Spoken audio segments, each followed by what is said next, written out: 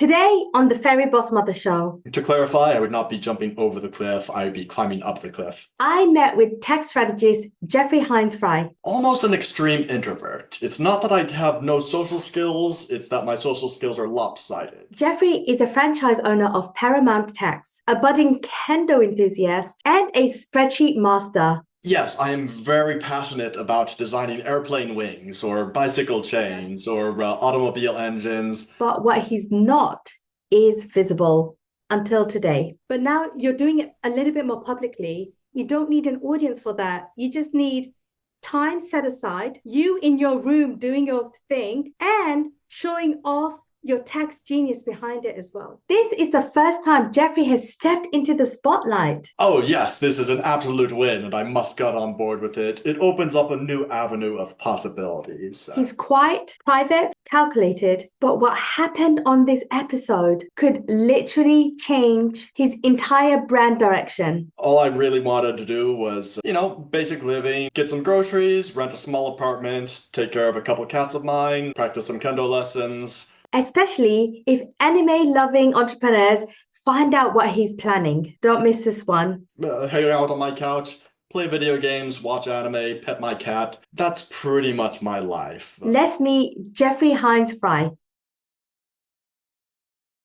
Before we meet Jeffrey, I asked him a few simple questions about his business to really hear how he talks about his business and about himself. Let's find out. So Jeffrey describes himself as a tax preparer. When I asked him, what are your main goals for your business right now? He said that he'd like to grow his client base and help new business owners understand what's going on to be needed for the coming tax year and how to minimize their tax burden. I mean, hello, everyone needs that, right? But there are so many other tax preparers out there in the world and even in the local vicinity that Jeffrey really needs to do something different to be able to pull some of these clients, especially if this is a franchise that he's owning. I want to know how he talks about tax without making it sound like something really boring and really calculating and something where other entrepreneurs are going to switch off. He needs to amp it up now. When I asked him what is his biggest challenge that he's currently facing today, he said, I'm working on reaching out to new prospective clients. That's very, very common for a lot of entrepreneurs, especially when you're starting out. But is he just reaching out for the sake of reaching out? Or is he coming up with a little bit of a hook with a bait at the end and trying to reel them in? And also, who's he talking to? Entrepreneurs is a really, really big marketplace. So I want to see how he narrows that focus down so that he's able to dominate a very specific marketplace. And once that marketplace is dominated, those same kind of clients are just going to keep coming back. When I asked him, have you done any work on building your personal brand? Jeffrey said, I've mainly relied on the Paramount Franchise Strategy Guide. I do try to make myself stick out personally, adding in local flavor and letting my own personality shine through. That's a fantastic start, actually, Jeffrey. The fact that you're using a franchise to your advantage means that you don't have to worry about the corporate branding on how your business shows up. But we're talking about personal branding here. This is the business owner behind the business.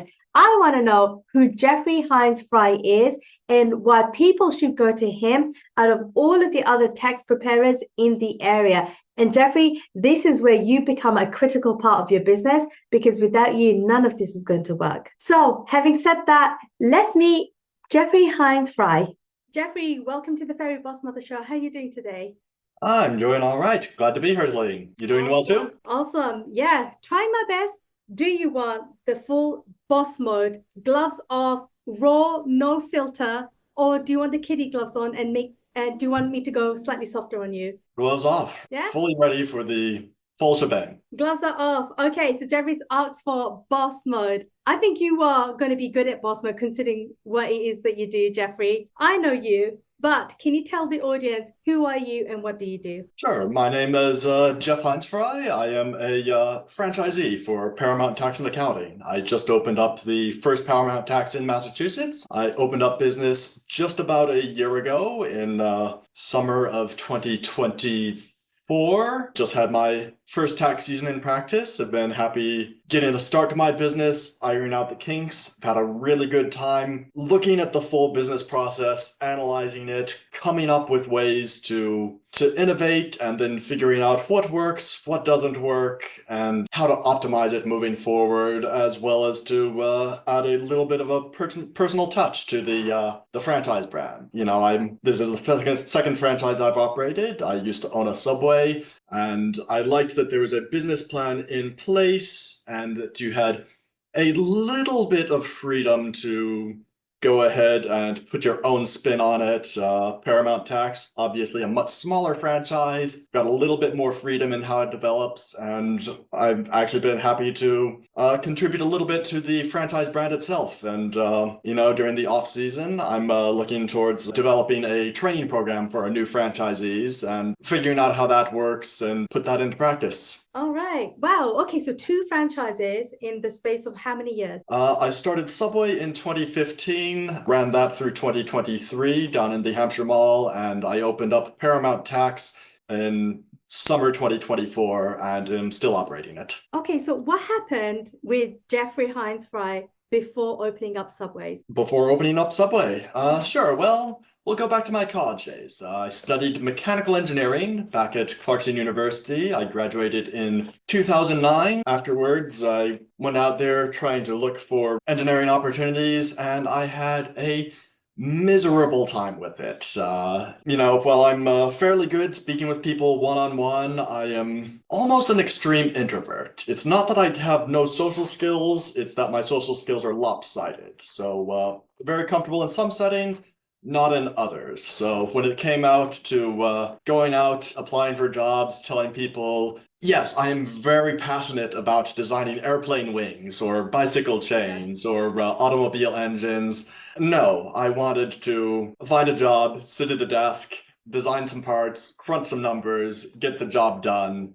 And that did not excite any of my prospective employers. So I had a hard time with that. I had a brief stint heading to construction sites, testing the consistency of concrete. Had a terrible, terrible sense of direction. Got completely lost on the way to different job sites all the time, and they didn't like me very much, and I got laid off.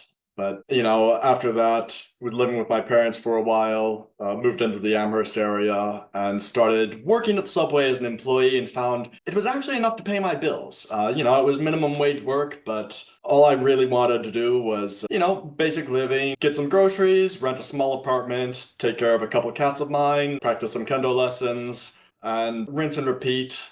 Simple life. Then I had an opportunity a while later where my parents came into some inherited money, and they offered to give me a business loan to purchase the Subway I was working at from my prior boss. So I went in with that, got a little bit more involved in the business community, and while financially the Subway was tough, I really did have a good time running my own business, working as kind of a mentor with my employees, refining the processes that were already in place. Because you mentioned you're a super introvert and you don't have a lot of experience talking out loud the way you are. You're doing a really great job right now. So what got you ready for the Fairy BOSSmother Show then? Partly it's that I know you. The Zoom format, it did help because they would cut out a little 60-second portion of time for me to introduce myself. That put me in a position where the expectation of what's coming from me was very clear and very structured. So if I've got structure, I can do that very well. It's when things are a little bit more free-form, out in the open, you need to take your own initiative, that I have trouble in. So, it was oddly enough, even when you guys had me doing a presentation to the entire group, talk 10 minutes, I was actually very comfortable there. So, while introverts, you may think of them as having a lot of trouble with public speaking, it's really going to vary on a case-by-case basis. Some of us are actually quite good at some aspects and quite poor at other aspects. Okay, well, we're looking for a transformation and a shift, and it sounds like you're someone who's very analytical. And when you mentioned what your dream job was, to sit behind a desk, to just get on with your numbers and, leave me alone kind of phase, it sounds like you're pretty much where you are, where you want to be right now. Would you say that's true? Or is there something else that is making you think, you know what, I want to be here instead? I think it was a little bit of a mistake to call that my dream job, as I don't really have a dream job. It's I'm very flexible in what the nature of my work is, but what I want to do is I want to do something, I want to figure out how to do it well, and I want to figure out how to do it better. And I want to iterate on it and refine the process over and over again. So it's interesting that you joined two franchises. It's very, very structured. There's not a lot of marketing that you have to do in terms of, coming up with the copy, the website, how to position the business itself, how to talk about the business itself. Moving away from that, though, I'm curious to know who the real Jeffrey Heinze Fry is and what you want to eventually do, because it sounds like you are happy to be stuck in a box and doing something, but you mentioned that you want to do that well and you want to keep refining that until you're happy with where it is. So Subway's tax, it's quite different. Where do you land in both of those situations? Well, I just focus on whatever it is that I'm doing, and I keep working on it. What I'm doing doesn't particularly matter. I can make sandwiches, I can prepare taxes, I can design websites. It's all very much the same as me, but I get a kick out of figuring out this is what I've been doing, this is the time I've been wasting, this is how I can stop wasting my time, get that done a little faster, a little bit more elegantly, a little more cleanly. So that's kind of my big macro focus. Yes, macro focus is a really good word, but you are not a franchisee robot. You are a franchisee owner. It sounds like a lot of the things that you're describing is something that a robot could potentially do in your place. You have a task, you do it well, you refine it, and then you move on to the next one. So I want to pull you out of that a little bit more.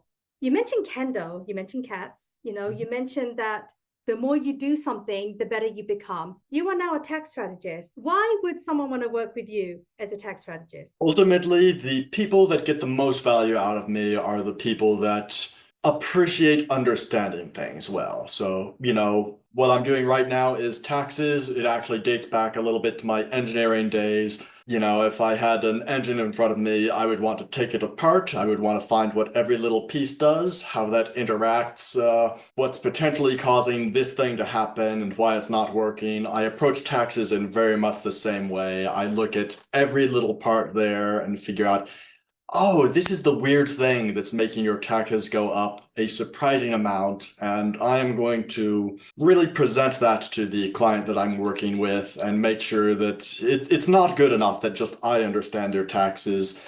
They need to understand it too. So there's a certain type of client that wants to toss all of your documents to the tax preparer and have them prepare a correct tax return and be done with it. And that's all fine and good, but that's not what I'm about. I want to leave the client feeling satisfied that they understand what's going on and that they have some confidence that it was done correctly and what to expect for the future as well. But they're paying you to get it done correctly. So why shouldn't they believe and trust that you are doing your job correctly? They can tell that I'm doing my job correctly because I can explain every detail about what's happening on their tax return. But If I simply present them the tax return that's correct and they don't understand it, they have no reason to be confident in it. But one of the biggest confidence that you could potentially be bringing to an individual, money talks, right? Money talks. So if you're able to help them get more money or help them save money on their taxes, that is much more bigger value than you just educating them about the tax system and how you're doing the work, right? So instead of teaching them how you use the paintbrush, you're getting that house built for them and they're seeing the final result, right? Because if not, then you're going to be spending a lot of time explaining and explaining and explaining, and they may not come back to you. And we don't want you to be in that position. There is a certain type of person that likes having it explained, and a certain type that simply wants to get the job done. And I would say where I am now is currently going to keep that first type of person happier. Yeah, you're still a young business though. You've only done this for a year now. So right now, positioning you as an expert as opposed to just someone who does the taxes and gets it done correctly every year to their satisfaction, we need to go slightly beyond that now, right? It's why should we choose you out of all of these other tax strategists? And it's got nothing to do with the company that they belong to.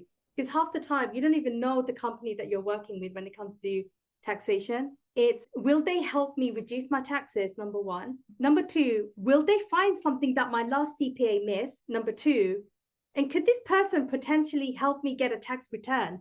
Because I've not had a payday in a long time. Number three. What would you say to that? Okay, so number one was prepare correctly or save money. Saving money, that's part of what all tax professionals do. That's what we're there to do. It is, our function is to minimize the amount of tax to the extent allowable under law and get that taken care of. And that's the industry standard. If you're not doing that, you're not doing your job. Exactly. Industry standard. We want to go beyond industry standard now, right? So that's the basic. Yes. The second one was finding something that the last CPA missed, because that happens all the time. And you're someone who likes looking under the hood, likes taking things apart and go, aha, I just found something that your last guy missed. Let me fix it for you. And then the result will be a lot better for your customers. Yes, that absolutely happens all the time. And it is unfortunately very, very easy to make mistakes in this industry. Just slip of the finger, you type a 9 where there should have been a 5, and suddenly that's $40,000 of extra income reported that should not have been reported. And nobody is immune from making that type of mistake. I'd love to say that I am. I run through the process of double checking things, but these things, they happen to all of us. And I love doing a 3-year tax review with any client that comes to me with their prior year's tax returns. We double check the work of their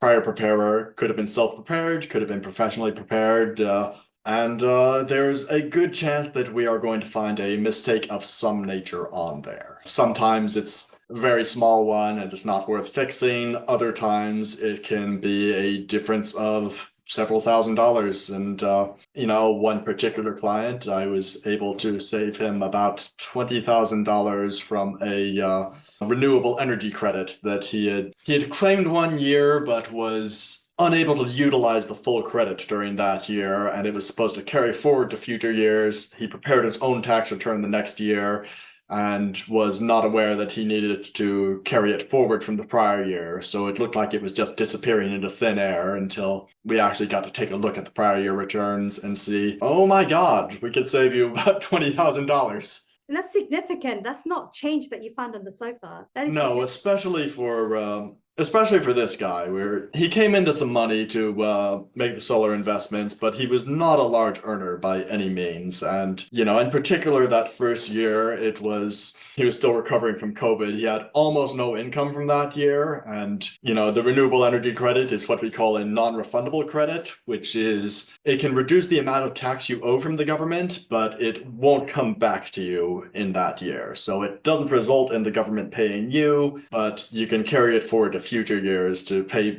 down the tax you would owe then. All right. Well, there's a lot of nuances to tax. We all know that, and it's so easy for other CPAs to make a mistake because you have a small window to get as many tax done for as many different clients. So of course, you're bound to make a mistake during that time.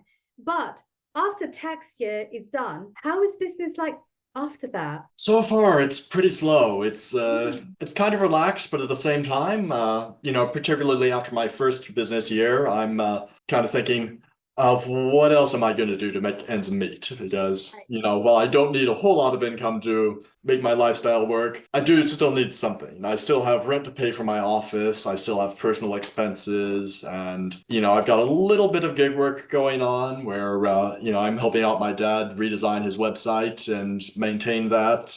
And, I'm now trying to work with Paramount headquarters, helping develop their educational course some, create some practice returns, and make sure that my first year as a franchisee, there were a lot of things that I certainly wish I knew these things before running in and how to do them. And now I have the opportunity to create practice returns that can very easily be completed by new franchisees so that they will know the things that I did not for future years. Yeah, no, definitely. I mean, there's a lot to learn as a franchise owner.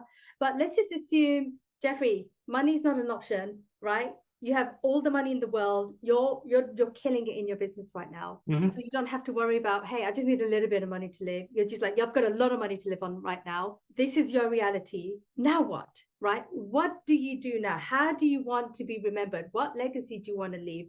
Like, how do you want to be remembered? Because I recall we've given you a really super cool name. And we gave you the nickname of Tax Samurai. And there's a reason why we gave that name. Yes, What is your legacy, Jeffrey? I have been branded as the Tax Samurai here, and that is because I practice the martial arts of kendo and iaido. So that is Japanese sword fighting. Kendo I would describe as the art of katana dueling, whereas iaido I would describe as katana self-defense. So, for kendo, you usually have a suit of armor, you've got a bamboo sword, you face off against an opponent with much the same, and you have at it. And for iaido, you start off with an actual metal katana. I don't use a sharp one. A couple of people that I practice with do, but you don't hit people with them. You practice some kata against some imaginary opponents. So, I'm a little bit enthusiastic about the martial arts. I've recently started taking some HEMA lessons as well, so that's historical European martial arts. So I'm learning my way around the longsword a little bit, around saber, rapier. Still new to those ones, but it's interesting seeing what skills carry over, what skills don't, what I'm able to bring back to my more Japanese practice of martial arts. So that's kind of my my most interesting hobby that people are going to take note of. As far as my main hobby goes, I am an avid video gamer. Love to play lots and lots of video games, many different genres. Love JRPGs, strategy games. Huge fan of Fire Emblem. Hang out on my couch, play video games, watch anime, pet my cat. That's pretty much my life. Moving forward, if I had all the money in the world, I'd buy myself a tiny house, maybe 200 square feet. That's all I need. I don't, I'm not really the ambitious type. I prefer to live the simple life. And that's totally fine because your income gives you the life that you want. You don't need something big and audacious. But I think what's missing in everything that you're sharing me, Jeffrey, is tapping into your zone of genius. Because you talked like every other CPA, you do the bare minimum, the bare minimum. You do what's regulated and what is expected of you. You try to do something that is slightly outside of what other CPAs do. You mentioned how you give free assessments. All of that is knowledge that you have. It's also your time, but you're not getting compensated for that. And they might not even choose to go with you after all of that investment that you put into reviewing their work. So, Jeffrey, I feel like you don't have a personal brand right now, but you're at the cusp of bringing your brand together because you are very analytical in the way you see the world, right? There's a logic system there. You want to refine things, you want to make things better, but then you have your hobbies. You do your kendo, you have very specific hobbies in place. Yes, you're introverted, but it doesn't mean that the work that you do, you don't need an audience for your work. You can very much do it in the comfort of your own home, but pulling all of your interests together. Now, what I'm referring to that the audience does not know about Jeffrey is Jeffrey has started to put together PowerPoint presentations where he's using anime characters as the subject of his tax preparation. And Jeffrey, this is a zone of genius I feel like you need to go really deep into, because during the seasons where nothing's happening, right? Tax season's gone. You've got a lot of time right now in your business. You could be creating these tax preparations.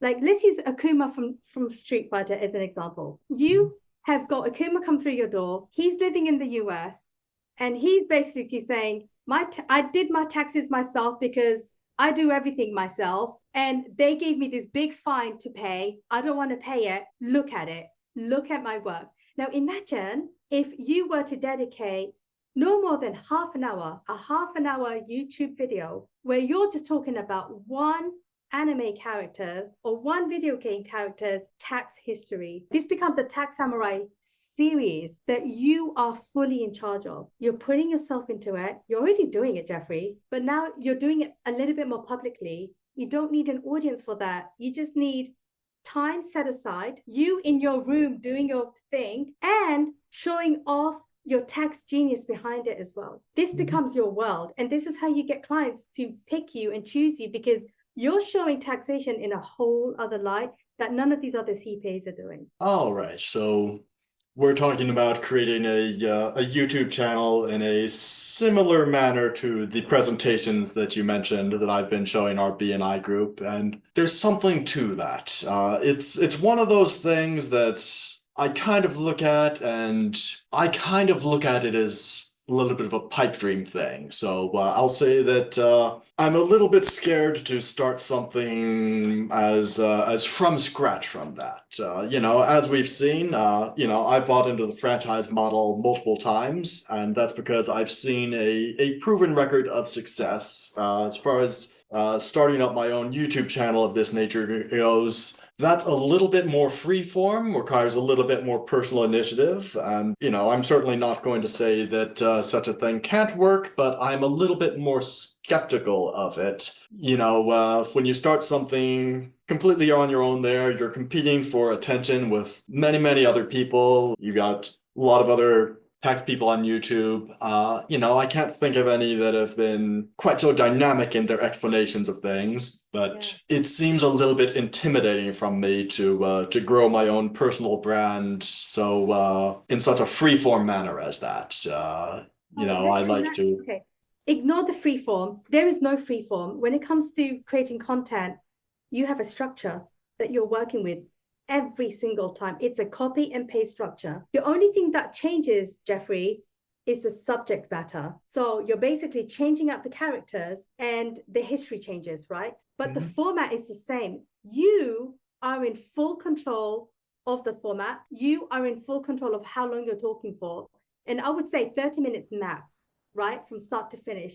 The introduction is, oh, look who just walked through my door. It's so-and-so, this Sailor Moon character. I don't know Sailor Moon very much.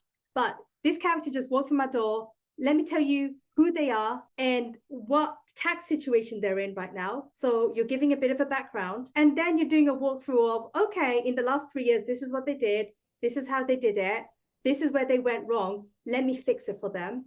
And this is all hypothetical because they haven't done taxes. They're not real. But you're bringing your world into a real life situation. Also, you're showing off your tax expertise and you're helping other people understand the nuances of taxes without talking about taxes, right? You're not explaining all these tiny little nuances in an educational manner in the traditional sense. You're bringing the Jeffrey Heinze Fry flavor into this. And then by doing this repeatedly, forget about building an audience. That's not what you're doing. What you're doing is you're showing off your uniqueness. You're showing off yourself as an expert, which is what you are. You're running your own business. And what you are also doing is you have to stack your content up. So your first few videos is not going to get anything. In fact, your first 100 videos may not get any views. That's not the point. The point is you're doing it. You're doing something that you love doing, and you're merging these worlds together.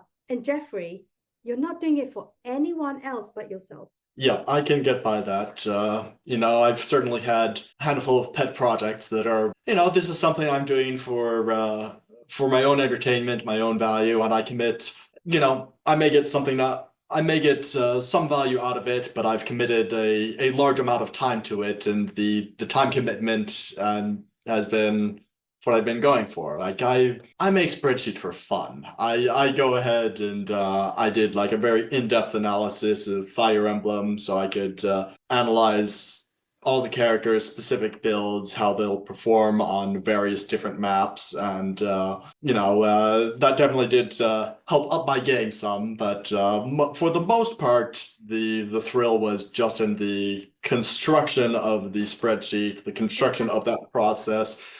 Had a pretty similar thing going on for the BNI presentations that I made, learning my way through PowerPoint and Google Slides and whatnot. And the amount of time I spent on that was kind of gross compared to the amount of value that actually came from it. But that was something of a personal passion project that I got a kick out of. And exactly.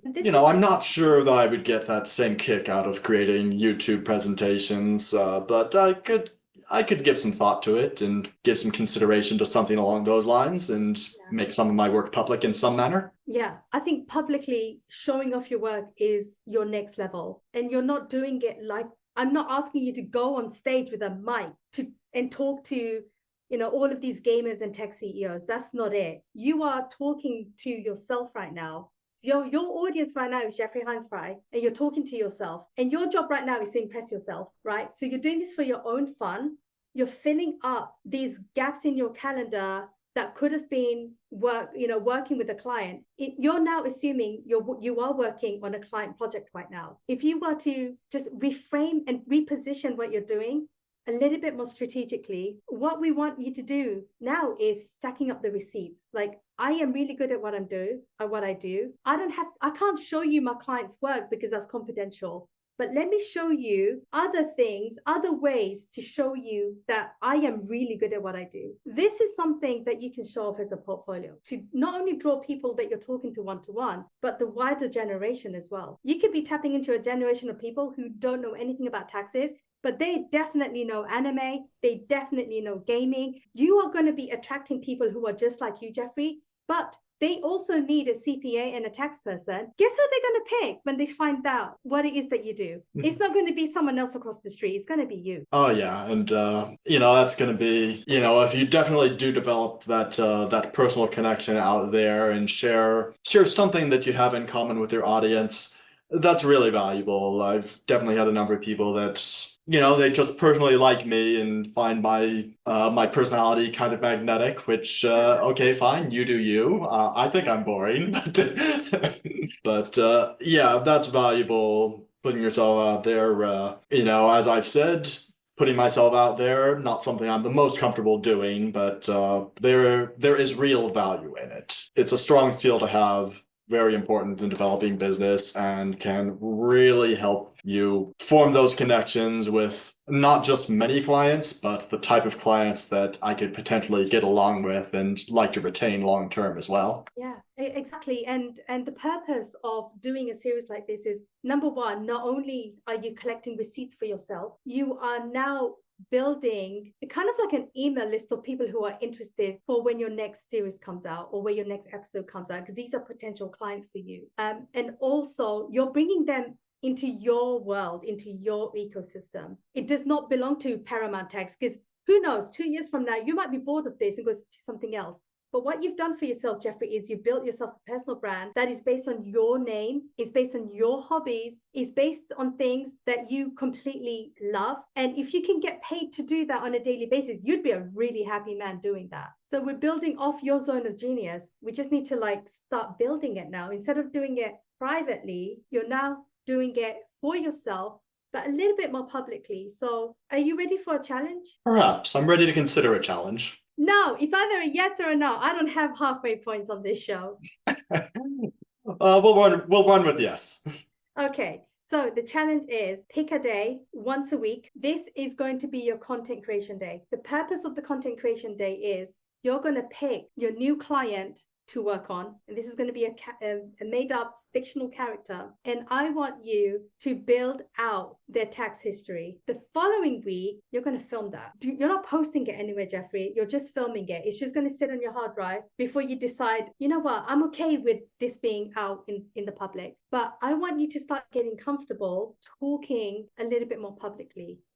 Just switch on the red light for record. And then that way you can start getting comfortable talking on camera. It's just like any other Zoom meeting. And guess what? There's no audience, it's just you. But the more you practice and the more you record, you're going to see by the end of the month, you have 4 videos. By the end of 2 months, you have 8. You do math better than I do, right? You're going to start stacking up these videos. And then next thing you know, you're going to have 16 videos just sitting there. Now it's going to be ready for the world to see that. And you can drop it in once a month just to see how it's like. If you feel comfortable releasing more videos, do it twice a month. And then eventually, Jeffrey, once a week. Okay, so, at this point in time, this is sounding a lot like how I imagined the Fairy BOSSmother Show running. Is this pretty much how you got the start of this podcast as well? Yeah, mine started 5 years ago, so yeah. Yeah, let's go ahead and do some interviews for fun and put them out there, and then it starts growing and perhaps developing into something larger. Exactly, but you're putting yourself in, and this is something that you're already doing, Jeffrey. Mhm. And I know that you like doing this. You're now blending this into your world now. You're now putting this into your business, and you're turning this into your asset. And this is something that Paramount Tax cannot own. This is you. This is your own world. But Paramount Tax, if someone was to hire you, of course, it'll be under that name. But Mhm. this won't work without you. There's no one else who could do this work the way you do this work. And that's what a personal brand is. Yeah, it's sort of interesting mixing the personal brand with the franchise model as you've got kind of parallel branding structures running. So on one half, which is part of what I signed up for, you have the Paramount brand, and it's a growing franchise, but it's a franchise that is going to be recognized. It's got the bigger name out there. It's got, the very professional looking website and whatnot. And then once somebody comes in and gives me a phone call, meets me, they do get to see the much more personal, nerdy side of me. I make small talk, kendo lessons, anime. I get computer scientists that come in and I get to do tech talk with them, which is not something that your typical tax preparer does. And oh, I've got this client coming in with all of their tax documents still in their envelopes, which that happens. They know they're not going to do their taxes, and then I bring out my tiny little katana envelope opener and go ahead and slice their envelopes out, give it a little resheathing, and that's a fun little quirk that'll grab people's attention and really help animate me as a person and leave them with an impression that I'm not just some corporate robot, or if I am, then I've been exceptionally well programmed. But here's the thing. Your personal brand doesn't start with the person walking into the door. You're expecting the franchise to be pulling people into your office. What we are doing is eliminating that, right? Because the thing is, it doesn't matter which company you work for. You may end up working with another tax company. Like, we don't know what your future holds. Now, what we are doing is we are giving Jeffrey Heinze Fry, we're giving that name some value. Your name matters. What you do matters. What you love to do matters. We are now packaging all of this up as an expertise. Because Jeffrey, you are an expert in what you do. I can't do what you do. I can't do any of the things that you do. And that's the reason why people hire you. But the added benefit of working with you, Jeffrey, is you've got all of these amazing quirks, and that is your genius. You need that in itself is going to pull people in, not Paramount Tax. Paramount Tax could do its own thing. It's a franchise for a reason. It's got a brand behind it. But your personal brand, Jeffrey, has got nothing to do with Paramount Tax right now. So it's your quirks. This is going to be pulling in a different audience. And this is how you can safeguard yourself during the low season. You're keeping yourself busy. It's still aligned to the work that you're doing. You're being a little bit more public. So you can still be an introvert and do things publicly. That exists. In fact, some of the most successful YouTubers, like Mr. Beast, for example, super introverted, right? But he didn't do it for likes. He did it for himself first. So this is not about you becoming famous. This is not about you, having thousands of followers. This is for you to show off your expertise, and you just need a portfolio now to build off. And now we're just doing it using your hobbies and your likes, and you're blending it all in. Because I need to remind you, you are already doing this. Gotcha. So when I say all of this out loud, how does that make you feel? A little bit excited, a little bit scared. It's again, this is sort of an idea that I think most of us toy with the idea of going out there and doing something big, something exciting. And I've traditionally as I mentioned earlier, written it off as something of a pipe dream. It's like, oh no, that's too risky, it's never going to work. Approaching it as an extension of a personal hobby is not an angle that I have considered. So that's a fresh angle. It requires some additional analysis. I'm certainly not going to say that, oh yes, this is an absolute win and I must get on board with it. It opens up a new avenue of possibilities. And I think it's really valuable having that avenue open, having a new thing to consider. And to start walking down that road at least a little bit to get a good sense of what it's all about before writing it off. Yeah, or absolutely. investing fully, whichever is appropriate. Yes, I mean, this is why I suggested do it for yourself. At least record one, once every week for yourself and don't post it, because then you're not under any pressure, right? To be like, oh my God, I need to get a video done and it needs to go out on Monday, when you're not mentally ready for that. So there is a mental hurdle to get over. But it all starts with, do I believe in myself to do this? I am saying yes, and I'm giving you permission to believe in yourself to do that, because again, you are already doing this, but it's just building that into your schedule and actually committing to doing this for yourself first, and then have a library of all of these great things that you've done that no one's seeing right now. It's going to be a bit of a pity for you to have done all of that work for no one to see it. Yeah, I'll think about exposing myself to the broader public more. Yeah, hey, if you want clients, that's how you get clients. It's getting yourself out there, right? Oh, that's terrifying. But you're not literally going out into the streets and telling them, hey, I'm a tax accountant. That's not what you're doing. You're doing it your way. Mm-hmm. You're giving yourself a position of power and you are in full control of this. Okay. So we're just wrapping up right now, Jeffrey. What's the biggest breakthrough you had today with the Fairy BOSSmother? I like the idea of considering the broader exposure to be an extension of the personal hobby level of things rather than a big jump out into the open. It's an in-between stepping stone that I had not particularly realized was there. So, as opposed to having a giant cliff in front of me, it's, there are at least a few stairs there. Yeah. And getting up a couple of stairs seems a little bit less intimidating than driving a spike into the cliffside. Definitely not asking you to jump over the cliff. There's definitely some steps already, and those are steps that you've built yourself. To clarify, I would not be jumping over the cliff. I would be climbing up the cliff. Okay. That's kind of what I was going for. I think I'm the person that does that, and you're going, nope, I'm going this way instead. I think you're in for a rough landing. Probably, yeah. Hey, if the goal doesn't scare you, it's not big enough. So the fact that you are both excited and terrified at the same time, you're onto something right there. No, I think that's the right position to be in. I think if you're purely excited and fully optimistic, you're just setting yourself up for disappointment. I think you do need to have some sense of risk to it and understanding that not everything is going to pan out the way you hope it will. Yeah, exactly. Expect the unexpected, right? Mm-hmm. Yeah. All right. So if there's one thing that you're going to implement today, what would that be? I think it'll be to allocate some regular time for my little side projects. Whether that's creating a little presentation to share, or creating a spreadsheet to share, or just sort of take a tax return that I've prepared, then assign it to a fictional character, tweak some numbers, simplify it a little bit. Sort of do that a little bit more regularly, save the work, and decide whether I want to share that at some point in the future or not. So, but to sort of get that going with the idea that it may at some point in the future be shared. Exactly. That's awesome to hear. So it sounds like you've moved a step forward in being a little bit more comfortable doing that for yourself first before anyone else. And do you feel like you are able to do this by yourself, or do you need further guidance on building your personal brand? I tend to really be a do-it-yourself person, even when it's a bad idea. So I would be starting off as a self-doer.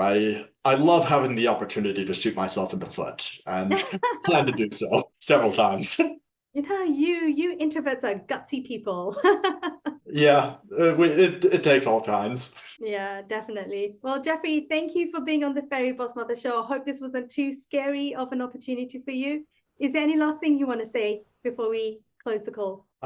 I think we're good. I've had a good time being a guest here on the Fairy BOSSmother Show, and I look forward to catching this when it airs. Awesome. Well, thank you so much. You too. It's been a pleasure. If you enjoyed this episode of the Fairy BOSSmother Show and you're a small business owner, apply to be a guest on the show and get your very own live brand review. You can apply by going to my website, www.bossdiplomat.com, or snap the QR code on this video.